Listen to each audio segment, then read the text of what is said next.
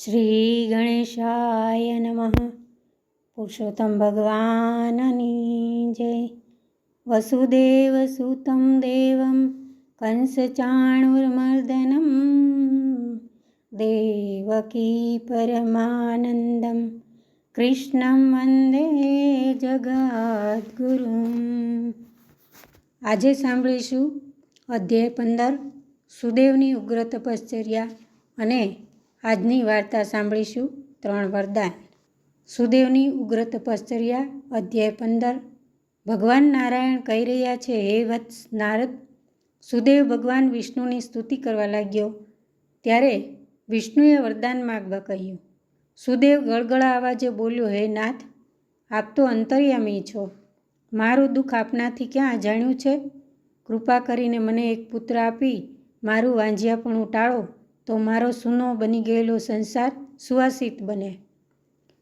આ સાંભળીને ભગવાન શ્રી વિષ્ણુ બોલ્યા, હે ભક્ત, સંતાન સુખ તો ભાગ્યને આધીન છે.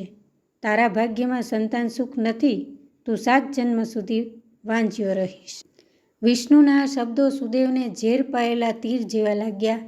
વજ્રના પ્રહારથી કોમળ વેલ ઢળી પડે એમ સુદેવ મૂર્છા ખાઈને ઢળી પડ્યો.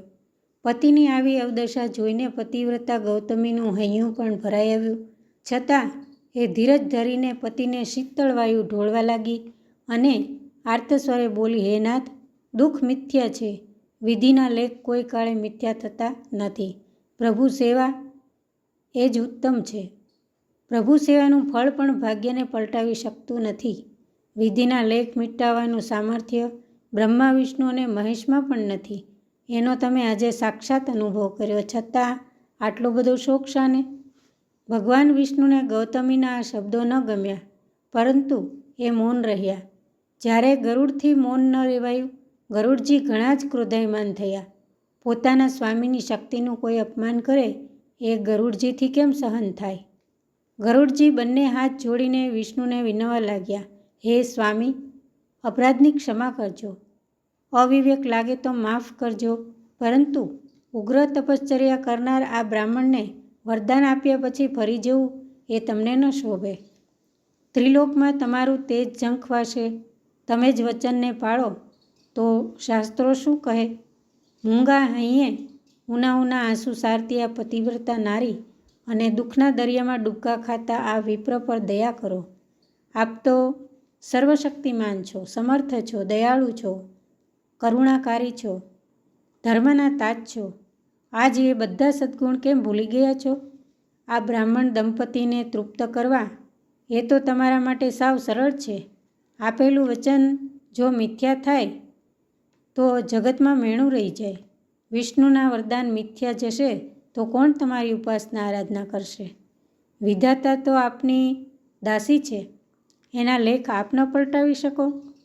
પુરુષાર્થ અને પ્રભુ કૃપા આગળ પ્રારબ્ધ પાંગળું છે. એ વાત જગતને સિદ્ધ કરી દેખાડો.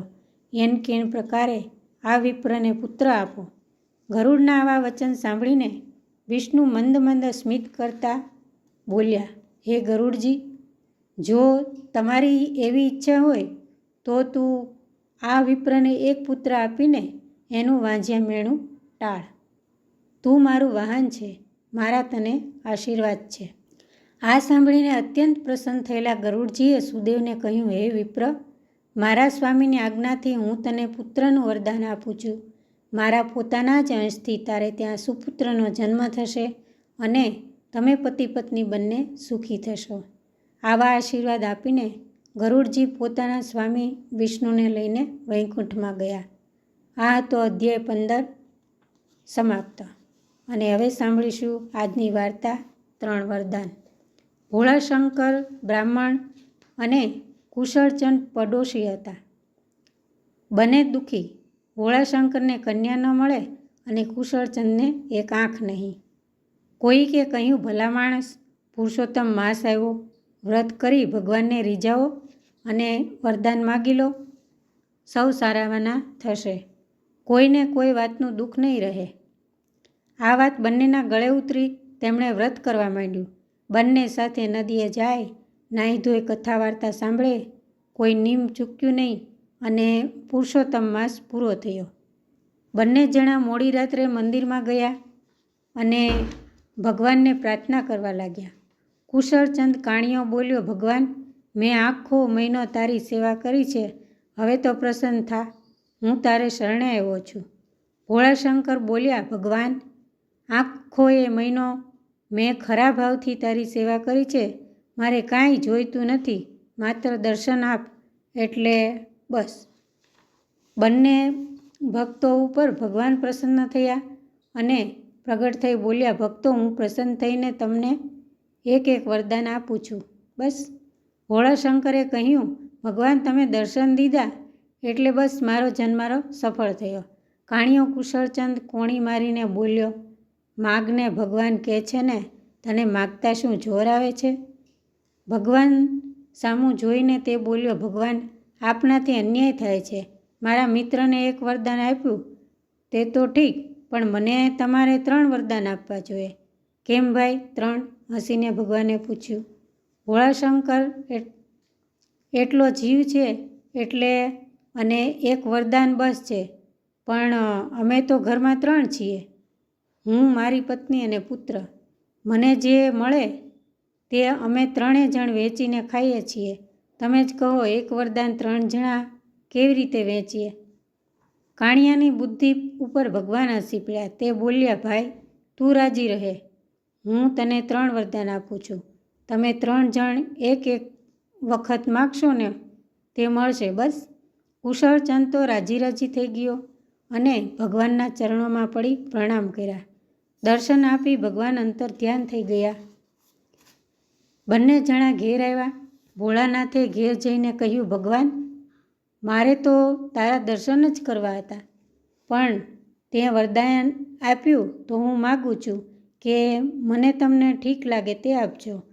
કુશળચંદ ઘેર ગયો અને પોતાની પત્નીને કહ્યું, જો આપણને ભગવાને 3 વરદાન આપ્યા છે, આપણે એક વાર જે માગીશું તે મળશે. વાણિયાના મનમાં આનંદ થયો. તેને તેનો કાણો પતિ ગમતો ન હતો અને પોતે ભીનેવાન હતી. એક વખતે તેનો પતિ બહાર ગામ ગયો એટલે તેણે ઘીનો દીવો કરી ભગવાનને પ્રાર્થના કરી, હે પ્રભુ, તમે વરદાન આપવા માગતા હોય તો આજે હું માગું છું કે મને રૂપ આપો. ઘડીક વારમાં કાળી કદરૂપી વાણિયાણ રૂપનો અંબાર બની ગઈ. વાણિયાણના હરખનો પાર ન રહ્યો.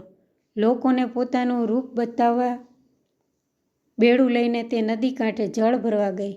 એવામાં ગામનો રાજા ઘોડા પર બેસી ફરતો નદી કાંઠે જતો હતો. તેની નજર આ રૂપના અંબાર જેવી સ્ત્રી ઉપર પડી. તેણે તો વાણિયાણને પકડીને પોતાને મેલે લઈ ગયો. વાણિયાણને તો સુખ સાહેબીનો પાર ન રહ્યો. છોકરો કે પતિ કોઈ સાંભળે નહીં. દાસીઓ હા કહેતામાં હાજર થાય. વાણિયો બારગામથી આવ્યો ને ઘેર જુએ તો છોકરો એકલો. છોકરાએ વાણિયાને બધી વાત કરી. વાણિયાનો મિજાજ ગયો. તે સીધો રાજા પાસે ગયો અને પોતાની પત્નીની માગણી કરી. રાજાએ કહ્યું, ભાઈ, તારી પત્નીને મેં જોર જુલમથી રાખી નથી, તારી સાથે આવે તો લઈ જા, મારી ના નથી. કુશળચંદે પોતાની પત્નીને ઘણું સમજાવી, પણ એ વળી આવું સુખ છોડી હાથે કરીને દુઃખમાં શું કામ પડે? એણે તો ઘસીને ના પાડી દીધી. વાણિયાના ગુસ્સાનો પાર ન રહ્યો. તેણે ત્યાં જ ભગવાનને પ્રાર્થના કરી, ભગવાન, તમે મને વરદાન આપ્યું છે તે સાચું હોય તો આ મારી પત્ની હમણાં જ ગધેડી થઈ જાય. રાણી બનેલી વાણિયાણ તો ઘડીકમાં ગધેડી થઈ રાજમહેલમાં ભૂંકવા લાગી. રાજાએ નોકરોને હુકમ કર્યો એટલે બધા ઊભા થયા અને ગધેડીને રાજમહેલમાંથી હાંકી મૂકી. વાણિયો તો ગધેડીને દોરડું બાંધી દોરીથી ઘેર લઈ આવ્યો. તેણે પોતાના દીકરાને કહ્યું, ભાઈ, જો આ તારી માં રાણી થઈ બેઠી હતી, તેને મારા વરદાનથી ગધેડી બનાવીને અહીં લઈ આવ્યો. છોકરાની આંખમાં આંસુ આવી ગયા. મા વગર તેના જીવને સુખ ન હતું. ગમે તેવી પણ પોતાની માં ક્યાંથી? છોકરાએ ભગવાનને પ્રાર્થના કરી, પ્રભુ, પહેલાં જેવી મારી માં હતી તેવી માં કરી દો એટલે હું વરદાન માગું છું. છોકરાએ વરદાન માગ્યું ત્યાં તો ઘડીકમાં તેની માં ગધેડીમાંથી વાણિયાણ બની ગઈ. અભાગી કુશળચંદને કુશળતા કામમાં ન આવી. 3 વરદાન માગ્યા તોય નકામા ગયા. પોતાની આંખ પણ સાજી કરી શક્યો નહીં. ભોળાશંકરે તો બધું ભગવાન પર છોડ્યું હતું. એટલે ભગવાન પુરુષોત્તમ રાયની કૃપાથી થોડા સમયમાં તેનું લગ્ન એક સદ્ગુણી કન્યા સાથે થયું અને બંને જણા પ્રભુ ભજન કરી આનંદમાં દિવસો વીતાવા લાગ્યા. જ્યાં ભગવાનની કૃપા થાય ત્યાં શું ખામી રહે? જય પુરુષોત્તમ રાય. જેવા બ્રાહ્મણને ફળ્યા તેવા સૌને ફળજો. જય શ્રી કૃષ્ણ. જય પુરુષોત્તમ ભગવાન.